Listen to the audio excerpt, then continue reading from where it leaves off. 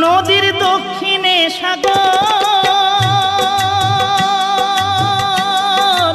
উত্তরেতে কিছু দূরে কলকাতা শহর, ভাইরে কলকাতা শহর। আবার পশ্চিমেতে মেদিনীপুর, আবার পশ্চিমেতে মেদিনীপুর, এমন কে বা দেখেছে ভাইরে ভাই, এমন কে বা দেখেছে? ডায়মন্ড হারবার থানার নিচে যে নদী আছে, ডায়মন্ড হারবার থানার নিচে যে নদী আছে।